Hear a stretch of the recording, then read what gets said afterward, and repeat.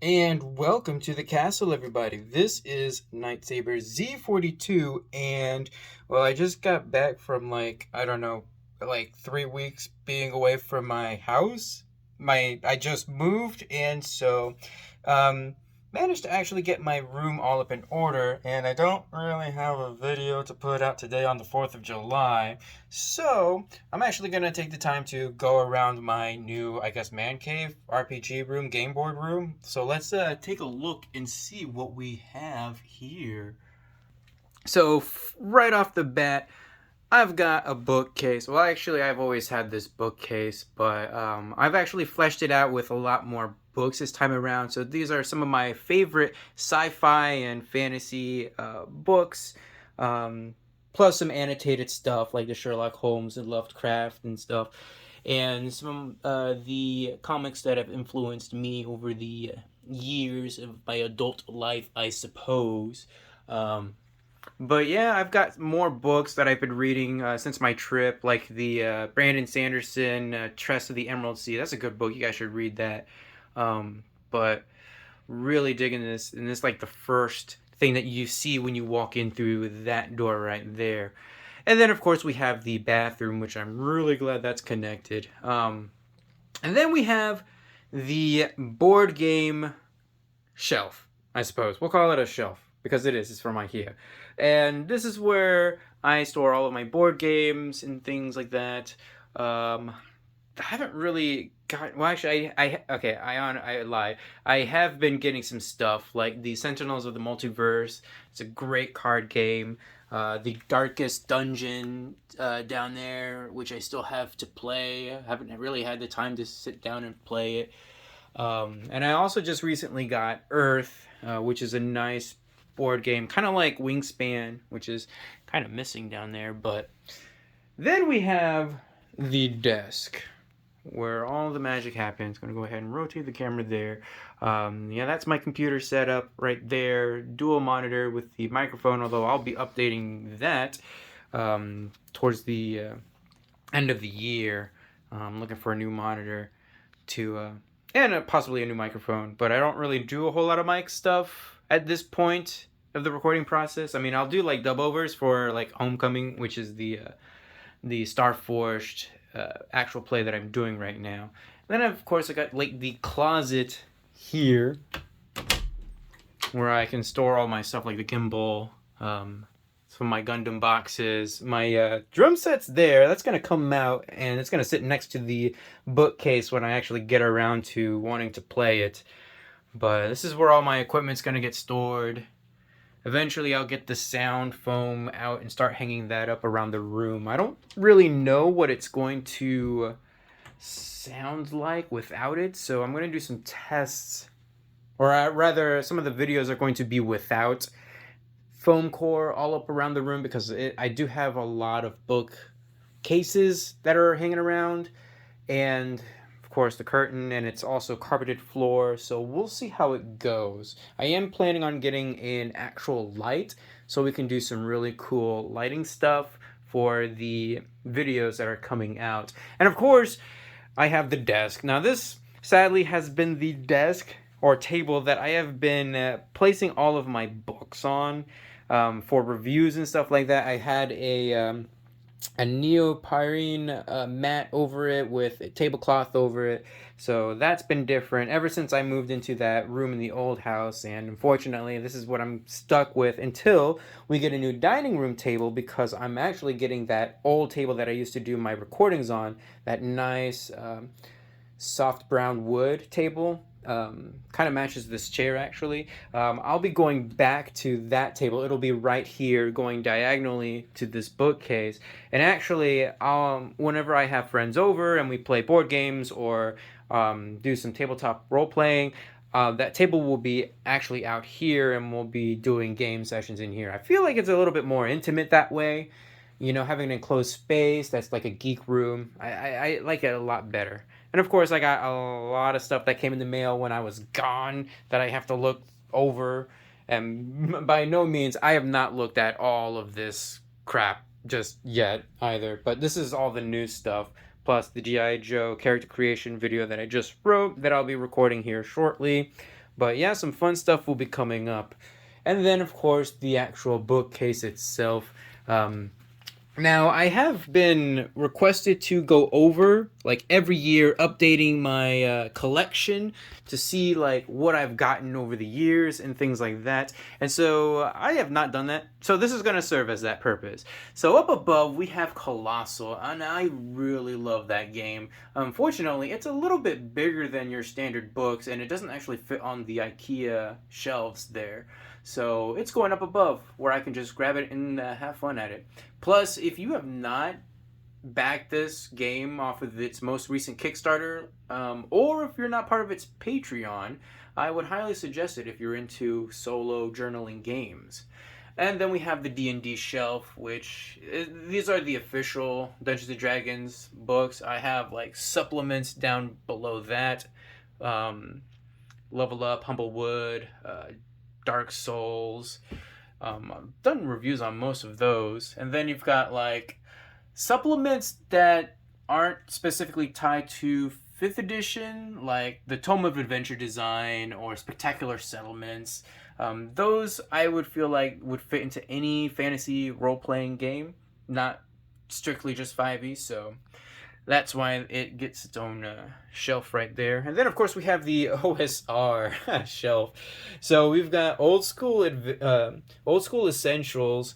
And funny thing is, I had been collecting this series for like I don't know how long. Like I had missed the first Kickstarter, so I was really ecstatic when they came out with the second boxed set Kickstarter. So I got the advanced expansion set and the classic game set, in addition to all the other books that I've already bought. I think I was only missing like 2 of the books, and they were like the magic books. Kind of essential, if you ask me. Of course, we've got Mörk Borg, which Patrik Borg is on pre-order right now. So if I can't remember who's doing that. So if you haven't gotten into that, Patrik Borg actually does look interesting. Of course, we have Ultraviolet Grasslands, Dark of Hot Springs Island, Stars Without Numbers, Worlds Without Numbers. Scarlet Heroes is really great for solo play as well. And then we've got the Paizo collection down here, which I haven't really been into Paizo, but I do have like Pathfinder 2nd edition, Starfinder. I was into that for a while, but haven't been able to get into a group. Got the Pathfinder, like the old beginner's box set. And then Animal Adventures, which is a 5e supplement that I'm going to be probably playing this Christmas time with my friends when they come over. Although I did get the beginner set, I think. Yeah, I got the beginner set right there. So we'll probably go through that just to kind of get back into some familiar territory with them. And then, of course, we've got my favorite game of the moment, Starforge.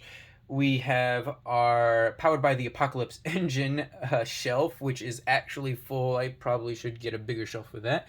But we've got Avatar, Iron Sworn, Mask, Monster of the Week, which is probably my favorite out of the bunch there, and Root. Below that, we've just got some odds and ends. But I think this is going to be like... Actually, I don't know what this was going to be. We've got things like Cyborg, which is a great game if you like Mörk Borg. Solar Blades and Cosmic Spells is also pretty cool if you like OSR but sci-fi, closer to Star Wars. And then of course we've got Blades in the Dark and Wicked Ones. Down below we've got Traveler. Went with that for a while. I've got Fate over there hiding, as well as Ark. Not really big into those games, but I was into Traveler for a while.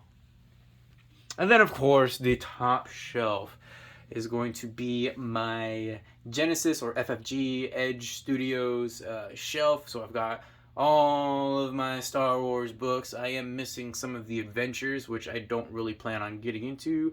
I would like to get some of the beginner sets. I have the Force and Destiny beginner set, but I am searching for the Edge of the Empire beginner set, because that is actually a game that I would like to introduce to my friends.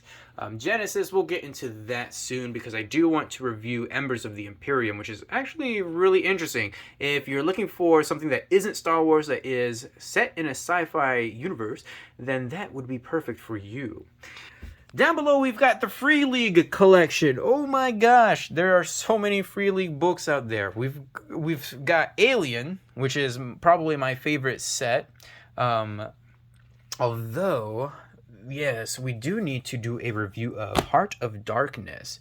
From the Loop was actually the first Free League book that I've ever purchased, and I only did it really for the art, which, I mean, that's kind of why you look at a game like that. The One Ring, not really interested in. Coriolis, okay. Mutants, still looking for the last of the collection book. And then we have Blade Runner, which is very interesting. I just recently got my Forbidden Lands copy, and I have read through the Player's Handbook.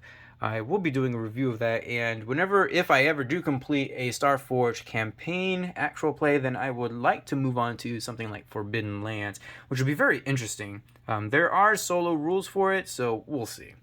Down below, we've got probably my favorite game in this entire collection, not named Starforge, but City of Mist. I don't play this quite enough as much as I want to, but this game is actually really cool.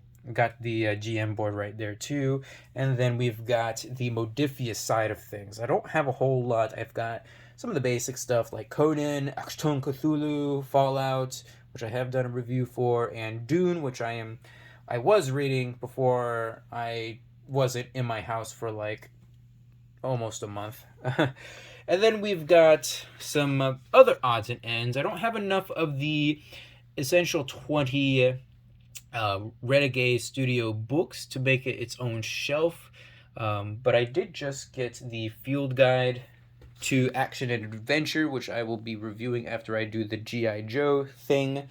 That's going to be character creation plus the review, and then we'll get into the field guide. That should give me enough time to do that. And then we've got a little bit of the horror stuff.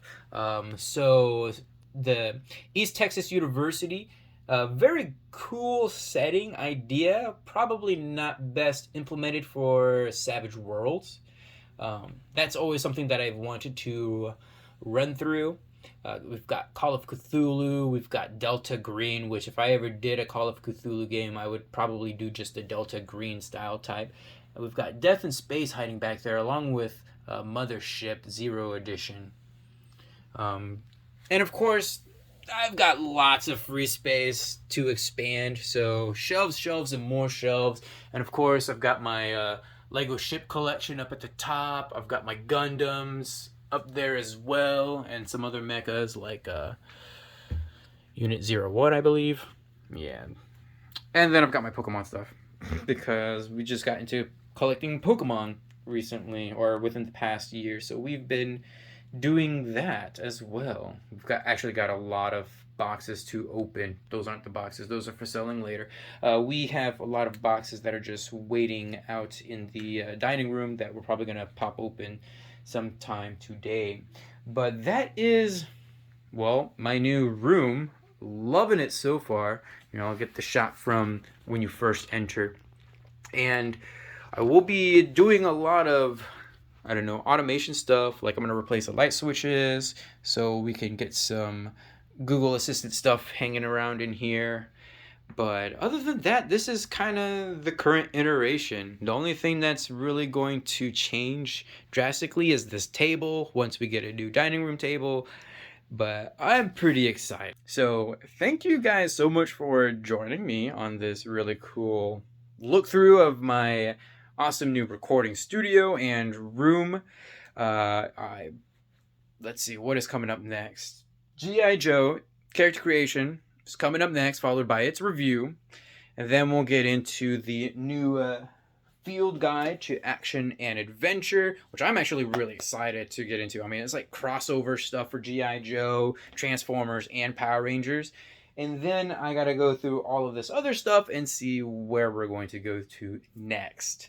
I would like to get through to the new stuff before I start delving into the old stuff, but I don't think there's anything I'm expecting on Kickstarter, so we'll see.